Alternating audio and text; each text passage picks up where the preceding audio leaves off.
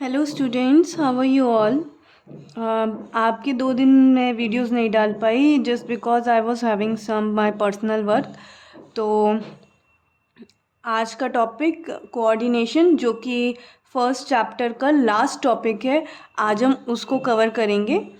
Coordination coordination से हम क्या समझते हैं? सबसे पहले तो कोऑर्डिनेशन का मतलब आपने कई बार ये वर्ड सुना होगा, कोऑर्डिनेशन, कि कोऑर्डिनेट करो, एक दूसरे के संग मिलके चलो, एक संग काम करो। ठीक है, तो कोऑर्डिनेशन से हमें एक रफ आइडिया ये मिलता है कि जहाँ पर एक दूसरे के संग मिल के काम करने को कहा जाता है, वहीं पे कहा जाता है कि कोऑर्डिनेशन होता है। ठीक है, लेकिन जब हम एक ऑर्गेनाइजेशन की बात करते हैं तो उसमें मैनेजमेंट में कोऑर्डिनेशन क्या है? देखो, 5 फंक्शंस हमने पढ़े। ठीक है, planning, organising, staffing, directing and controlling. ये तो मेन 5 फंक्शंस हैं ही, पर इसके अलावा मैनेजर्स एक बहुत इंपॉर्टेंट फंक्शन प्ले करते हैं जो कि होता है कोऑर्डिनेशन। ठीक है, मैनेजर जिस प्रोसेस से सारी एक्टिविटीज़ को सिंक्रनाइज करता है, synchronises the activities of different departments, is known as coordination. हमने पढ़ा था ना कि एक ऑर्गेनाइजेशन में जो वर्क होता है वो डिवाइड किया जाता है। हमने ऑर्गेनाइजिंग में पढ़ा था, उसमें अलग अलग डिपार्टमेंट्स बनते हैं। अब वो जो अलग अलग डिपार्टमेंट्स हैं वो सब काम करते हैं, तो उन सब में आपस में कोऑर्डिनेशन होना चाहिए। ठीक है, वो प्रोसेस जिसके द्वारा मैनेजर इन सब के काम को सिंक्रनाइज करता है, मतलब एक संग आगे बढ़ाता है, वही जो प्रोसेस होता है वो आपका कोऑर्डिनेशन कहलाता है। ठीक है, कोऑर्डिनेशन करवाता है मैनेजर, सब सारे डिपार्टमेंट्स को कोऑर्डिनेट कराता है, तो उनमें आता है एक सिंक्रनाइजेशन। सिंक्रनाइजेशन का एग्जाम्पल है, जैसे कि जब आपने कोई इंस्ट्रूमेंटल सुना होगा, तो इंस्ट्रूमेंटल में आप ये देखिए कि जितने भी जो वाद्य यंत्र बज रहे होते हैं, जितने भी इंस्ट्रूमेंट्स प्ले किए जा रहे होते हैं, वो सब सिंक्रनाइजेशन में होते हैं, एक संग एक दूसरे से ताल मिला रहे होते हैं, तभी वो इतना मेलोडियस म्यूज़िक निकल कर आता है। ठीक है, उसी तरीके से सारे डिपार्टमेंट्स जब एक संग एक दूसरे से ताल मिला के चलेंगे, तभी बेस्ट रिजल्ट एक ऑर्गेनाइजेशन में मिलेंगे। इसलिए कोऑर्डिनेशन मैनेजर्स के लिए बहुत इम्पॉर्टेंट होता है। 5 फंक्शंस करने के संग संग हर समय हर वक्त कोऑर्डिनेशन बनाए रखना ज़रूरी होता है। ये एक ऐसी फोर्स है जो सारे फंक्शंस को आपस में बांध के रखती है, बाइंड करके रखती है सारे फंक्शंस को। ठीक है, एक माला में मोती की तरह पिरो के रखती है। ये मैनेजमेंट का एसेंस है, मतलब निचोड़ है मैनेजमेंट का। अब देखो, सारा मैनेजमेंट बेस्ट तभी होगा जब कोऑर्डिनेशन होगा। सारे फंक्शंस कर लिए, 5 फंक्शंस कर लिए, पर अगर कोऑर्डिनेशन नहीं करा तो फिर ऑर्गेनाइजेशन के गोल अचीव करना मुश्किल होता है। ये एक इम्पॉर्टेंट सेपरेट फंक्शन है मैनेजमेंट का। ठीक है, सेपरेट फंक्शन है। जो मेन फंक्शंस हैं वो 5 हैं हमारे, लेकिन ये एक सेपरेट फंक्शन है जो कि उन सारे फंक्शंस के साथ साथ होता है, वर्क में यूज़ किया जाता है मैनेजमेंट के द्वारा। Coordination is important because various departments of an organization are working independently and there is need to relate and integrate the activities. Coordination क्यों ज़रूरी है? ज़रूरी है क्योंकि बहुत सारे अलग अलग डिपार्टमेंट्स ऑर्गेनाइजेशन में काम कर रहे हैं इंडिपेंडेंटली। अलग अलग डिपार्टमेंट इंडिपेंडेंटली अपनी मर्जी के मालिक बन जाते हैं और अपने हिसाब से काम करते हैं, बट उनकी ज़रूरत ये है कि ये सब अपनी मर्जी से काम तो करें, लेकिन साथ ही साथ मिल के भी चलें। ठीक है, इंटीग्रेट करें सारी एक्टिविटीज़ के संग, जो मिल के उनको एक्टिविटीज़ करनी है उसका ध्यान रखें। तो इसलिए कोऑर्डिनेशन बहुत ज़्यादा इम्पॉर्टेंट होता है। सो बेसिकली कोऑर्डिनेशन एक ऐसा फोर्स है या एक ऐसा प्रोसेस है जिसकी मदद से ऑर्गेनाइजेशन के सारे डिपार्टमेंट्स एक साथ मिलकर काम करते हैं। ठीक है, इस कोऑर्डिनेशन को हमेशा वर्क किया जाता है, मतलब हमेशा कोऑर्डिनेशन कराया जाता है, हर एक सिचुएशन में हर टाइम कोऑर्डिनेशन इम्पॉर्टेंट होता है। चाहे कोई भी लेवल चल रहा हो बिजनेस का, ठीक है, नहीं तो गोल अचीवमेंट मुश्किल है। अब हम बात करते हैं कैरेक्टरिस्टिक्स ऑफ कोऑर्डिनेशन। हमको जो पढ़ना है वो पढ़ना है कंसेप्ट ऑफ कोऑर्डिनेशन, ठीक है। तो कंसेप्ट ऑफ कोऑर्डिनेशन पढ़ना था, तो उसमें अकॉर्डिंग टू, मैं आप लोग को कई बार बता चुकी हूँ पहले भी, कि according to CBSE board concept की जब बात आती है तो वो क्या मांगता है, मीनिंग एंड कैरेक्टरिस्टिक्स या फिर फीचर्स कह लो, ठीक है।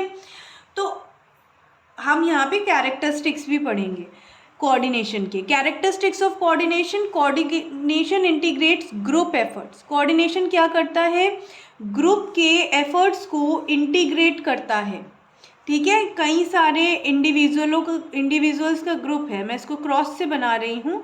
मान लीजिए इतने सारे इंडिविजुअल्स हैं, ये काम करते हैं एक ही जगह पर, एक ही संस्था में, एक ही ऑर्गेनाइजेशन में, ठीक है। ये सारे इंडिविजुअल का ग्रुप है, ठीक है। इनको इंटीग्रेट करता है कोऑर्डिनेशन, इनको एक साथ काम करवाता है, इनको इकट्ठा करता है कोऑर्डिनेशन, ठीक है।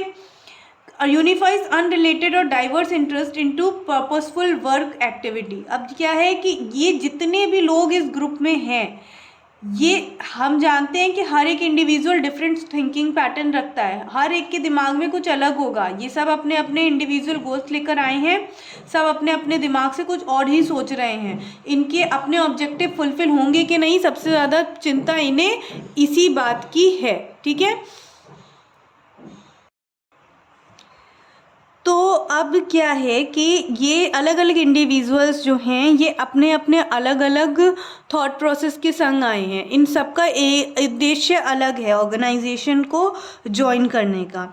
तो यहाँ पे कह रहे हैं ना कि अनरिलेटेड, जो कि ऑर्गेनाइजेशन से अनरिलेटेड हैं और डाइवर्स हैं, अलग अलग टाइप के इंटरेस्ट हैं, उनको पर्पसफुल वर्क एक्टिविटी में यूनिफाई करता है कोऑर्डिनेशन, उनको जोड़ देता है, प्लस कर देता है जो है ऑर्गेनाइजेशन की एक्टिविटी के साथ। किसको, इनके इंटरेस्ट को, जो कि रिलेटेड नहीं है ऑर्गेनाइजेशन के साथ। एक कॉमन फोकस देता है ग्रुप एफर्ट को। ये जो पूरा ग्रुप है, इसके जो एफर्ट्स हैं, इसे एक कॉमन फोकस देता है, एक ही डायरेक्शन में आगे बढ़ाने की कोशिश करता है, जिससे कि जो परफॉर्मेंस है वो वैसी ही हो जैसी कि प्लान की थी और शेड्यूल करी थी कि इस टाइम पे पूरी होनी चाहिए, और जो प्लान किया था परफॉर्मेंस, एग्जैक्टली परफॉर्मेंस वैसी ही मिलती है जैसी कि प्लान हुई थी, ठीक है। सेकंड है आपका feature, coordination ensures unity of action. Coordination की वजह से जो एक्शन होता है उसमें आती है यूनिटी, मतलब जो है एकता आती है। एक्शंस जो होते हैं वो जो है एक साथ होते हैं। Acts as the binding force between departments and ensures that all actions is aimed at achieving the goals of the organization।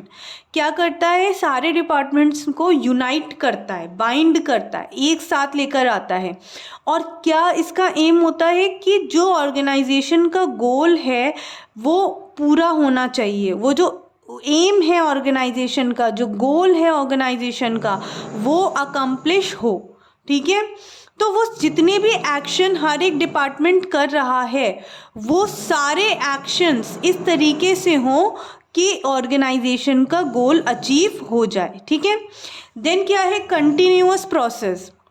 Back में कुछ साउंड्स आ रही होंगी थोड़ी डिस्टर्बिंग, प्लीज़ उसको अवॉइड करना। कंस्ट्रक्शन वर्क चल रहा है तो इस वजह से ये सब साउंड्स कंटिन्यूअसली होती रहती हैं। देन कोऑर्डिनेशन क्या है, कंटिन्यूअस प्रोसेस है। क्या है, नॉन एंडिंग फंक्शन, हमेशा चलता रहता है कोऑर्डिनेशन। प्लानिंग हो रही होगी तो भी कोऑर्डिनेशन चाहिए, ऑर्गेनाइजिंग हो रही है तब भी कोऑर्डिनेशन चाहिए, स्टाफिंग हो रही है तब भी, डायरेक्टिंग हो रही है तब भी, और कंट्रोलिंग हो रही है तब भी, हर समय कोऑर्डिनेशन इंपॉर्टेंट है हर एक डिपार्टमेंट्स में।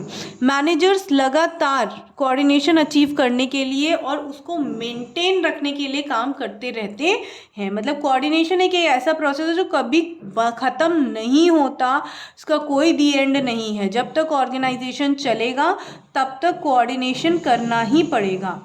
It is a pervasive function, ये एक ऐसा फंक्शन है जो कि यूनिवर्सल है। परवेसिव वर्ड हमारा पहले भी आया है। यूनिवर्सल फंक्शन, हर जगह इम्पॉर्टेंट होता है कोऑर्डिनेशन, हर जगह काम करता है कोऑर्डिनेशन, हर एक लेवल पर ये ज़रूरी होता है, हर एक लेवल पे, हर एक डिपार्टमेंट में। और सारे फंक्शंस एक दूसरे के संग जुड़े हुए होते हैं। हर एक जो अदर एक्टिविटीज़ होती हैं, अलग अलग तरीके की एक्टिविटीज़ होती हैं, एक दूसरे पर डिपेंड होती हैं। इसलिए हर एक लेवल पे हर जगह क्या ज़रूरी होता है, कोऑर्डिनेशन ज़रूरी होता है। ये परवेसिव फंक्शन है। किसी भी तरीके की ऑर्गेनाइजेशन हो, चाहे बिग ऑर्गेनाइजेशन हो या स्मॉल हो, और बिजनेस ऑर्गेनाइजेशन हो या फिर नॉन बिजनेस ऑर्गेनाइजेशन हो, चाहे कैसी भी ऑर्गेनाइजेशन हो, हर जगह कोऑर्डिनेशन करना ही पड़ता है, बहुत ज़रूरी होता है। ठीक है, हर जगह कोऑर्डिनेशन का इस्तेमाल किया जाता है। Coordination is the responsibility of all managers. Coordination her manager की जिम्मेदारी है। ये नहीं कि सिर्फ टॉप लेवल मैनेजमेंट की जिम्मेदारी है कोऑर्डिनेट करवाना, नहीं, हर एक लेवल पे हर एक मैनेजर की यही रिस्पॉन्सिबिलिटी है कि वो कोऑर्डिनेशन कराए। Top level tries to coordinate the overall plans and policies of the organisation. हर एक लेवल का ऑर्गेनाइजेशन अपने हिसाब से ही कोऑर्डिनेट कराता है चीज़ों को जो उनके लेवल पे होती हैं। टॉप लेवल क्या कोशिश करता है कि जो ओवरऑल प्लान्स हैं, जो टोटल प्लान्स उन्होंने बनाए हैं और पॉलिसीज़ बनाई हैं ऑर्गेनाइजेशन की, उनमें कोऑर्डिनेशन हो। ठीक है, मिडिल लेवल कोशिश करता है कोऑर्डिनेट करने का अलग अलग डिपार्टमेंटल एक्टिविटीज़ के साथ। अलग अलग मैंने डिपार्टमेंट आपको पहले ही बताया किस तरीके से होता है, जैसे purchase department, sale department, finance department. तो ये मिडिल लेवल के जो मैनेजर्स होते हैं, ये इनके हेड होते हैं ना इन डिपार्टमेंट्स के। तो ये कोशिश करते हैं कि ये जितने भी डिपार्टमेंट साथ में काम कर रहे हैं, इनकी एक्टिविटीज़ के संग कोऑर्डिनेशन करें। ठीक है, एक ही लेवल पे वही काम हो जो कि होना चाहिए एक साथ, उसका ध्यान मिडिल लेवल रखता है। Lower level coordinate the activities of workers. जो लोअर लेवल पे काम कर रहे होते हैं वो वर्कर्स की एक्टिविटीज़ को कोऑर्डिनेट करने की कोशिश करते हैं कि जितने भी वर्कर्स मेरे नीचे काम कर रहे हैं, उनकी जो एक्टिविटीज़ हो रही हैं उनमें कोऑर्डिनेशन वो लेकर आते हैं। Coordination is a deliberate function. Deliberate function यानी कि सोच विचार करके जो काम किए जाते हैं वो डेलिब्रेट कहलाते हैं। ठीक है, तो सोच विचार करके ये करा जाता है। Without coordination efforts of individuals can not be united and integrated. भाई कोऑर्डिनेशन नहीं बनेगा तो इंडिविजुअल्स जितने भी काम कर रहे हैं, उनके जो कोशिशें हैं, उनकी जो एफर्ट्स हैं, एनर्जी है, वो कभी भी इकट्ठी नहीं होगी, कभी भी वो इंटीग्रेट नहीं होंगे।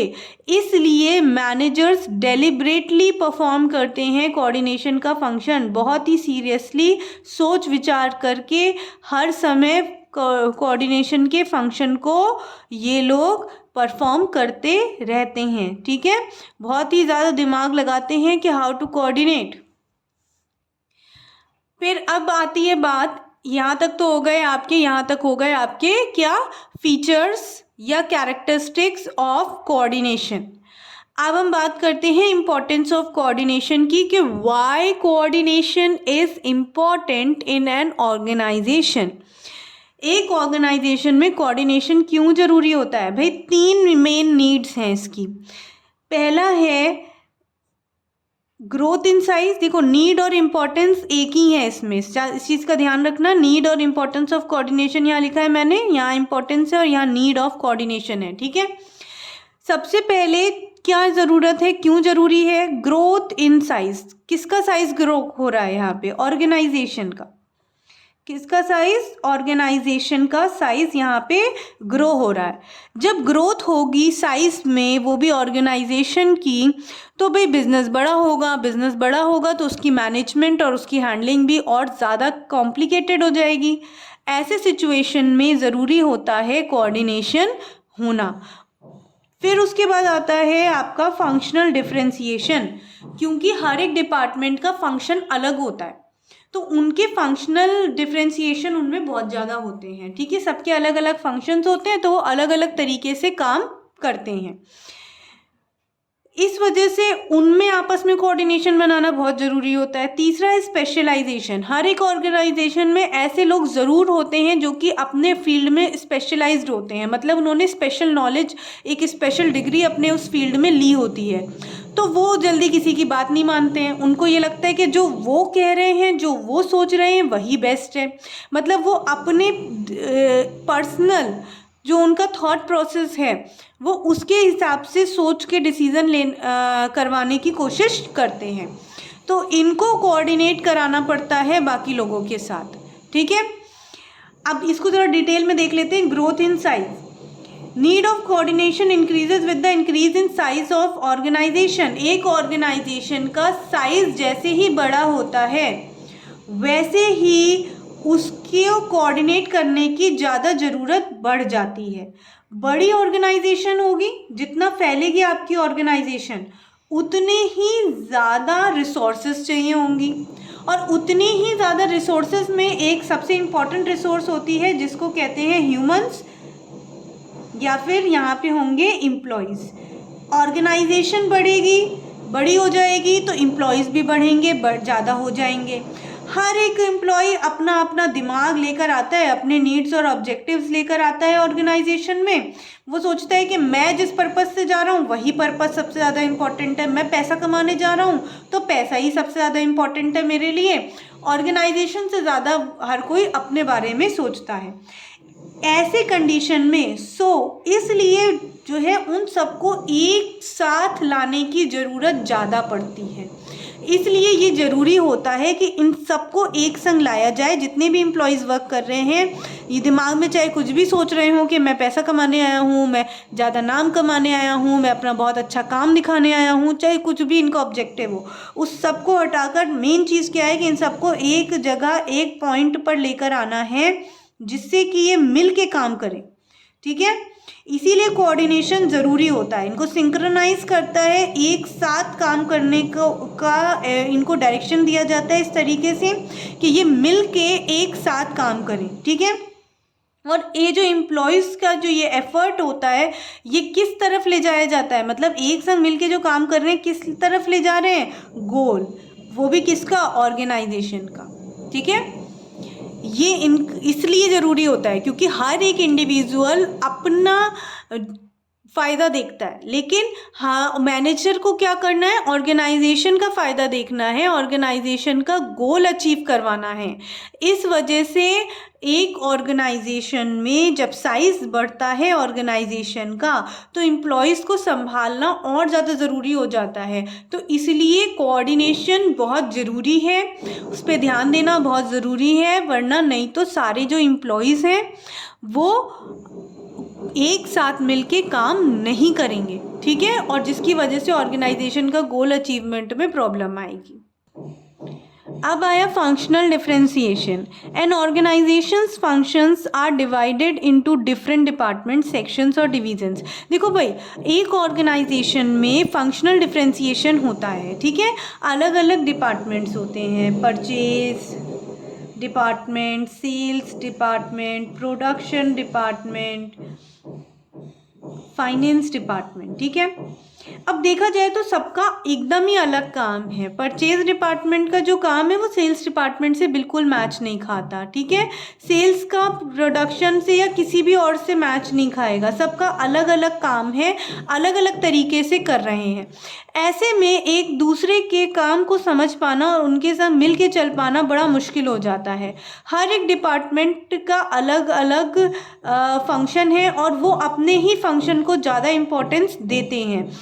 तो आइसोलेशन में काम करते हैं भाई। देखो, जब प्रोडक्शन डिपार्टमेंट काम कर रहा है तो इनका कोई इंटरफेरेंस नहीं होगा। जस्ट कुछ इन्फॉर्मेशन यहाँ से वहाँ जानी होगी, वहाँ से यहाँ आनी होगी, तो बस वही ट्रांसफ़र होगा। अदरवाइज यहाँ पे ये आके इनका काम नहीं देख रहे, ये इनका नहीं देख रहा है। ये अपना इंडिविजुअली आइसोलेशन में ये लोग अपना अपना काम कर रहे होते हैं, हर एक डिपार्टमेंट, ठीक है। तो वो अपने ही ऑब्जेक्टिव को ज़्यादा इम्पोर्टेंस देते हैं और उनको ये लगता है कि हमारा ही ऑब्जेक्टिव अचीव होना ज़रूरी है। जैसे फाइनेंस डिपार्टमेंट है तो इसका ऑब्जेक्टिव है कि भाई सारे के सारे जितने भी ट्रांजैक्शंस हैं वो प्रॉपरली रिकॉर्ड होते रहें और उनका पूरा डेटा तैयार होता रहे। मतलब अपना फाइनेंस का सारा लेखा जोखा और जो है ये अच्छे से रख पाएँ। इसके लिए ये बस इनसे इन्फॉर्मेशन लेंगे सबसे, ठीक है। इन्फॉर्मेशन ले लेके और फिर उसके बाद अपना जितना भी फाइनेंस की इन्फॉर्मेशन और रिपोर्टिंग है वो करेंगे, ठीक है। ये अलग काम करेंगे, ये अलग करेंगे और ये अलग करेंगे और ये अपने ही उद्देश्य को इम्पोर्टेंट मानेंगे। फाइनेंस वाले को ये लगेगा कि बस यही ज़रूरी है कि समय पर सब ट्रांजैक्शन रिकॉर्ड हो जाएं, ठीक है। मगर ये जो डिपार्टमेंट्स हैं ये नहीं समझते कि ये एक दूसरे पर डिपेंडेंट है। मैंने अभी बताया इन्फॉर्मेशन लेंगे बस एक दूसरे से, पर भले ही इन्फॉर्मेशन ले रहे हैं लेकिन एक दूसरे पर डिपेंड तो करते हैं, इंटरलिंक्ड तो है, एक दूसरे से जुड़े हुए तो हैं। क्योंकि ये सारे के सारे आपस में मिल के अलग अलग डिपार्टमेंट्स का कोई पहचान नहीं है, पहचान है इनकी किससे, ऑर्गेनाइजेशन से। क्योंकि ये सारे डिपार्टमेंट एक ही ऑर्गेनाइजेशन में हैं और यही ऑर्गेनाइजेशन के ऑब्जेक्टिव के लिए काम कर रहे हैं। तो ये आपस में क्या है, एक्चुअली जुड़े हुए हैं। तो ये बहुत ज़रूरी है कि ये जुड़े हुए हैं, इसका एहसास इन्हें हमेशा होता रहे। इन्हें हमेशा पता रहे कि भाई एक दूसरे के संग मिलकर चलना ज़रूरी है। हर एक डिपार्टमेंट को एक दूसरे के साथ मिलके आगे बढ़ना ज़रूरी है। ये ज़रूरी है कि हर एक डिपार्टमेंट की जो एक्टिविटीज़ हैं उनको ब्रिंग टुगेदर साथ में लाया जाए, जिससे कि जो डिपार्टमेंट्स के बीच के डिफरेंसेस हैं वो कम हो सके, जो डिपार्टमेंट के बीच के डिफरेंसेस हैं वो मिनिमाइज हो सके। ये बहुत ही ज़्यादा ज़रूरी होता है। जितना डिपार्टमेंट के बीच के डिफरेंसेस कम होंगे उतना ही डिपार्टमेंट एक दूसरे के संग कोऑर्डिनेट करेंगे, मिल के चलेंगे और यही फंक्शनल डिफरेंशिएशन कम हो जाएंगे तो बहुत ही अच्छा होगा, क्योंकि ऑर्गेनाइजेशन और ज़्यादा तेज़ी से प्रोग्रेस कर पाएगा। लास्ट है specialisation. Specialisation in large and modern organisation. अगर आजकल की बड़ी बड़ी मॉडर्न ऑर्गेनाइजेशंस को अगर हम देखें तो उसमें बहुत ही हाई डिग्री ऑफ स्पेशलाइजेशन या फिर स्पेशलिस्ट आपको मिलेंगे। भाई डॉक्टर्स भी अगर होते हैं तो क्या होता है, वो सारे के सारे किसी ना किसी फील्ड में स्पेशलिस्ट होते हैं, ठीक है। कोई आइज़ का स्पेशलिस्ट है, कोई स्किन का है, कोई हेयर्स का है, तो कोई फिजिशियन है। अपने अपने फील्ड में सभी स्पेशलिस्ट और एक्सपर्ट होते हैं। उसी तरीके से ऑर्गेनाइजेशंस में भी जिस तरीके का काम होता है, जिस तरीके की ऑर्गेनाइजेशन होती है, हर फील्ड में अलग अलग एक्सपर्ट होते हैं, अलग अलग स्पेशलाइज्ड पर्सन्स होते हैं, वो भी काम कर रहे होते हैं। तो उनका लेकिन जो थॉट प्रोसेस होता है ना, उनका ये होता है कि बस उनको एक ना बुद्धिमानी का फोबिया होता है। क्या होता है? बुद्धिमानी का फोबिया। उनको ये लगता है, ये मेनली बुद्धिमानी के फोबिया पे ही डिपेंड करती है ये इम्पोर्टेंस। क्या है, उनको ये लगता है कि बुद्धिमानी तो खाली उन्हीं में है, क्योंकि उन्होंने स्पेशलाइजेशन जो किया है, वो एक्सपर्ट जो कहलाते हैं। तो भाई जो वो कहेंगे वही तो सही है, बाकी कोई कुछ भी कहेगा ऑर्गेनाइजेशन में वो मानते नहीं है जल्दी उनकी बात। ऐसा उनका नेचर होता है। जितने स्पेशलिस्ट होते हैं ज़्यादातर जगहों पे उनका यही बिहेवियर होता है कि वो इतने क्वालिफाइड हो जाते हैं कि उन्हें ये लगता है कि वो जो डिसीज़न ले रहे हैं वही खाली राइट डिसीज़न है कि वो हमेशा सही डिसीज़न लेते हैं और सही डायरेक्शन में ही डिसीज़न लेते हैं। मतलब ये कि वो मैनेजर से भी ऊपर अपने आप को समझने लगते हैं। ठीक है, ऐसे में अगर कोई एक पर्सन खुद की ही बात को सही मानेगा और खुद के हिसाब से ही चलना चाहेगा तो वो किसी के संग ना तो कोऑर्डिनेट करेगा और ना ही कोई उसके साथ कोऑर्डिनेट कर पाएगा। ठीक है, तो there are number of specialist working in the organisation. एक ऑर्गेनाइजेशन में कई सारे स्पेशलिस्ट काम करते हैं। अगर हर एक स्पेशलिस्ट अपने तरीके से काम करने लगेगा, it will result in chaos and confusion. सारे के सारे एक संग अपनी अपनी मर्जी से काम करने लगेंगे तो बड़ा कन्फ्यूजन पैदा हो जाएगा और बहुत ही ज़्यादा डिस्टर्बेंस हो जाएगा ऑर्गेनाइजेशन के अंदर। So the activities of all these specialist should be coordinated for maximum benefit. इसलिए कहा जा रहा है कि ये जो स्पेशलिस्ट्स हैं इन सब की एक्टिविटीज़ को कोऑर्डिनेट करना बहुत ज़रूरी है जिससे कि मैक्सिमम बेनिफिट उठाया जा सके। इनमें दिमाग बहुत होता है लेकिन उस दिमाग को सही जगह लगवाने का काम मैनेजर का है। इन्हें जहां एडवाइस देनी है इनसे वहां दिलवाई जाएगी। हर समय इनकी एडवाइस नहीं चाहिए तो इनसे हर समय एडवाइस नहीं ली जाएगी। ठीक है, तभी क्या होगा, मैक्सिमम बेनिफिट मिलेगा। तो इन 3 वजहों से, क्योंकि जब ऑर्गेनाइजेशन ग्रो करती है तो ऑर्गेनाइजेशन को ज़्यादा से ज़्यादा कोऑर्डिनेशन करने की ज़रूरत होती है, क्योंकि जब ऑर्गेनाइजेशन बड़ी होगी तो एम्प्लॉयज़ भी ज़्यादा होंगे, ज़्यादा काम होगा तो सबका मिलके चलना ज़रूरी है, तो ज़्यादा कंट्रोल करना पड़ता है। फंक्शनल डिफरेंशिएशन, अलग अलग डिपार्टमेंट्स जो है वो मिल के चले, इसके लिए कोऑर्डिनेशन ज़रूरी है। स्पेशलाइजेशन, जो बुद्धिमानी का फोबिया रखने वाले स्पेशलाइज्ड या एक्सपर्ट लोग होते हैं उन लोगों को जो है ऑर्गेनाइजेशन के लिए काम करने के लिए प्रेरित किया जाए, ना कि उनको उनकी मर्जी से कुछ भी करने दिया जाए। ठीक है, इसलिए कोऑर्डिनेशन बहुत ज़्यादा ज़रूरी होता है। कुछ 2 MCQs हैं और एक केस स्टडी है, इसको एक बार समझ लेते हैं।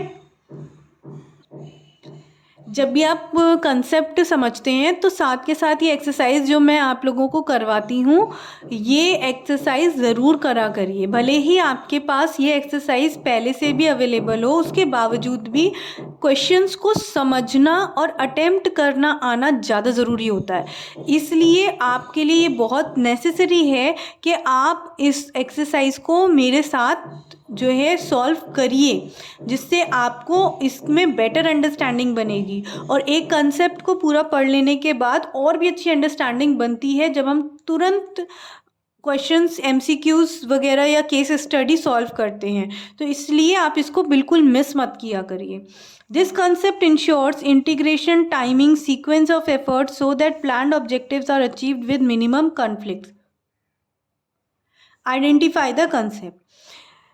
ये जो कंसेप्ट है ये इंटीग्रेशन, टाइमिंग और सीक्वेंस ऑफ एफर्ट्स को इंश्योर करता है जिससे कि प्लान्ड एक्टिविटीज़ और प्लान्ड ऑब्जेक्टिव्स अचीव हो जाते हैं बहुत कम कॉन्फ्लिक्ट्स के साथ। कंसेप्ट को आइडेंटिफाई करो, वेरी सिंपल। कोऑर्डिनेशन इंटीग्रेट करता है, सीक्वेंस बनाता है। कौन करता है? कोऑर्डिनेशन करता है। Which concept act as binding force of all the department. कौन सा कंसेप्ट बाइंडिंग फोर्स की तरह काम करता है हर एक डिपार्टमेंट के लिए? ये भी बड़ा सिंपल है, कोऑर्डिनेशन। अभी पढ़ा था हमने। केस स्टडी पर आते हैं। The management of Amaira limited strongly believes that the members of the organisation should work towards fulfilling the common organisational goals. Amaira limited का जो मैनेजमेंट है वो बहुत ही स्ट्रांगली, मतलब बहुत ही गहरा विश्वास रखता है, बहुत स्ट्रांगली बिलीव करता है कि जो मेंबर्स हैं ऑर्गेनाइजेशन के उनको जो है कॉमन ऑर्गेनाइजेशनल गोल को फुलफिल करने की और काम करना चाहिए। वो ये जो है स्ट्रांगली इस बात को मानता है, बहुत ही पुख्ता तरीके से इस बात को मानता है कि जितने भी मेंबर ऑर्गेनाइजेशन के हैं उन सबको क्या काम करना चाहिए, ऑर्गेनाइजेशन के कॉमन गोल को अचीव करने के लिए ही वर्क करना चाहिए। This requires team work and integration of efforts. इसके लिए टीम वर्क की ज़रूरत होती है और एफर्ट्स के इंटीग्रेशन की, एफर्ट्स को इंटीग्रेट करने की, एक साथ करने की ज़रूरत पड़ती है। किसके एफर्ट्स को? सारे तो इंडिविजुअल्स, सारे डिपार्टमेंट्स और स्पेशलिस्ट्स, इन सबके जो वर्क है उन या एफर्ट है उन सबको एक संग लाया जाता है। This is because all the individuals and departments depend on each other for information and resources. ये इसलिए होता है क्योंकि जितने भी इंडिविजुअल हैं या डिपार्टमेंट्स हैं वो एक दूसरे पर इंफॉर्मेशन और रिसोर्सेज के लिए निर्भर करते हैं, जिससे कि वो अपनी एक्टिविटीज़ को परफॉर्म कर सकें। Manager needs to reconcile differences in approach, timing, efforts and interest. Manager को ज़रूरत है कि वो एक बार फिर से जो अप्रोच है, टाइमिंग है, एफर्ट है और इंटरेस्ट है उसको रिकंसाइल करें, मतलब दोबारा से उसको रिव्यू करें। At the same time it should enable all its members to grow and develop. उसी समय वो ये इंश्योर करेगी कि जो है उसके जो मेंबर्स हैं वो ग्रो भी करें और डेवलप भी करें। Thus there is need to harmonize individual goals and organisational goals. इसलिए एक इंडिविजुअल और ऑर्गेनाइजेशन के जो गोल्स हैं उनमें हार्मोनाइजेशन होना ज़रूरी है, शांति बनी रहनी ज़रूरी है। State the concept of management discussed above. बताइए ऊपर मैनेजमेंट का कौन सा कंसेप्ट डिस्कस किया गया है। State any 3 features of concept identified in the above para. तो सबसे पहले कंसेप्ट की बात करें तो इसमें तो साफ सी बात है कि जो कंसेप्ट इसमें डिस्कस किया गया है वो है कोऑर्डिनेशन। ठीक है, अब उसके बाद कह रहे 3 फीचर्स बताइए कंसेप्ट के जो पैरा में आपने आइडेंटिफाई किए हों। तो चलते हैं पैराग्राफ को देख लें एक बार। देखा जाए तो यहाँ पे जो 3 आपके फीचर्स इसमें दिख रहे हैं इस पैराग्राफ में, या इस पैराग्राफ में आइडेंटिफाई हो रहे हैं कोऑर्डिनेशन के, वो हैं। सबसे पहले देखिए, the management of Amaira limited strongly believes that the members of the organisation should work towards fulfilling the common organisational goals. This requires teamwork and integration of efforts of all individuals, departments and specialists. This is because all the individuals and departments depend on each other for information and resources to perform their respective activities. देखो पहली वाली जो line है यहाँ से लेके यहाँ तक, इससे क्या पता चल रहा है? पहला जो आपका फीचर है ये वाला, कोऑर्डिनेशन इंटीग्रेट्स ग्रुप एफर्ट्स। तो पहला हो गया, जो पहला फीचर आ रहा है वो है कोऑर्डिनेशन इंटीग्रेट्स ग्रुप एफर्ट्स। ठीक है, ये इससे साफ साफ पता चल रहा है। ठीक है, सेकंड, जो इसका सेकंड हमारा फीचर था, coordination ensures unity of action. ठीक है, इसमें ये बात कही गई है, इस पैराग्राफ में इस बात को कहा गया है कि इसके लिए, मतलब सब ऑर्गेनाइजेशनल गोल के लिए काम करें, इसके लिए ये ज़रूरी है कि टीम वर्क बना के काम करा जाए। और इसमें भी हमने ये पढ़ा था कि जो है ये एक बाइंडिंग फोर्स की तरह काम करता है अलग अलग डिपार्टमेंट्स में, जिससे कि सब लोग इकट्ठे इंटीग्रेट हो जाएं सबके एफर्ट्स। तो ये क्या कर रहा है, टीम वर्क की तरह काम कराना ज़रूरी होता है, और सारे इंडिविजुअल, सारे डिपार्टमेंट, सब स्पेशलिस्ट्स के एफर्ट्स को इंटीग्रेट करना ज़रूरी होता है। तो इस बात से क्या पता चल रहा है, coordination ensures unity of action. Second feature, coordination ensures unity of action. ठीक है, अब इसके बाद देखें तो यहाँ पे लिखा है this is because all individuals and departments depend on each other for information and resources to perform their respective activities. Manager needs to reconcile differences in approach, timing, efforts and interest. At the same time, it should enable all its members to grow and develop. तो इस बात से देखो manager, अब यहाँ पर जब manager की ये बात हो रही है कि मैनेजर को ये सारे डिफरेंसेस जैसे अप्रोच, टाइमिंग, एफर्ट और इंटरेस्ट, इन सबको रिकंसाइल करना होता है, ठीक है. और उसी समय उनको ये भी करना होता है कि उसके जो मेंबर हैं वो ग्रो भी करें और डेवलप भी करें. तो इसमें क्या हो रहा है कि बहुत ज़्यादा सोच विचार करके मैनेजर काम कर रहा है. इस बात से ये पता चल रहा है कि उसे ये सब कुछ भी देखना है और साथ ही साथ इनका ग्रोथ और डेवलपमेंट भी हो, ये भी देखना है. तो जब वो इतना ज़्यादा सोच विचार करके काम कर रहा है तो एक्चुअली ये क्या है, डेलिब्रेट फंक्शन है. सोच विचार करके काम किया जाता है. इसमें मैंने आपको बताया था कि बहुत ही ज़्यादा सोच विचार करना पड़ता है, इसीलिए इसको कहते हैं डेलिब्रेट फंक्शन. डेलिब्रेटली परफॉर्म किए जाते हैं कोऑर्डिनेशन के फंक्शन, ठीक है. अगर जो है कोऑर्डिनेशन जो कराना है तो उसमें क्या करना है, इंडिविजुअल्स को कब यूनाइट करना, इंटीग्रेट करना. वो कभी तभी हो पाएगा जब बहुत सोच समझ के किया जाएगा. तो ये क्या है, डेलिब्रेट फंक्शन है और coordination is a deliberate function. ये एक तीसरा फीचर इसमें पता चल रहा है. Coordination is a deliberate function. I hope आप लोगों को ये क्लियर हो गया होगा, ठीक है. तो ये केस स्टडी भी अभी आपको क्लियर हो गई होगी. और ध्यान दीजिएगा, ये जिस भी बुक में आप देखेंगे आपको ये नहीं क्लियर किया गया होगा कि कौन से 3 फीचर्स यहाँ पर इस पैराग्राफ से हमें मिल रहे हैं. इसलिए आप इस वीडियो को जब देखें तो पूरा देखें, ठीक है. ये मत ना सोचें कि यार ये एक्सरसाइज तो हमारे पास अवेलेबल है तो हम उसको उसमें से देख लेंगे. उसमें आपको ये नहीं समझाया जाएगा और कौन सी लाइन से क्या पता चल रहा है वो भी नहीं बताया जाएगा, ठीक है. ये जो मैनेजमेंट का यहाँ से यहाँ तक जो हमने पढ़ा, पहली लाइन से पता चला था हमारा management is coordination integrates group efforts. फिर उसके बाद यहाँ से जो हमने टीम वर्क वाली बात पूरी पढ़ी स्पेशलिस्ट तक, और individual department depend on each other for information and resources, ये सब कुछ पढ़ने के बाद जो है हमें यहाँ से यहाँ तक पढ़ के ये पता चला कि इसमें पता चल रहा है coordination ensures unity of action. और फिर उसके बाद मैनेजर नीड्स टू रिकंसाइल. अभी इतना सोच विचार करना पड़ रहा है तो डेलिब्रेट फंक्शन है, क्योंकि बहुत सोचना पड़ता है इसको करने के लिए, बहुत दिमाग लगाना पड़ता है, इसलिए ये डेलिब्रेट फंक्शन है. इसलिए coordination is a deliberate function, ठीक है. I hope this is clear to you. Thank you so much.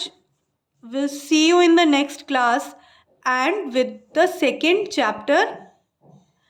अब हम नया चैप्टर शुरू करेंगे, second chapter principles of management. That is the very important chapter of your management, ठीक है. इस फर्स्ट बुक का वेरी वेरी इंपॉर्टेंट चैप्टर है, उसको बहुत ध्यान से साथ में पढ़िएगा, ठीक है. Thank you.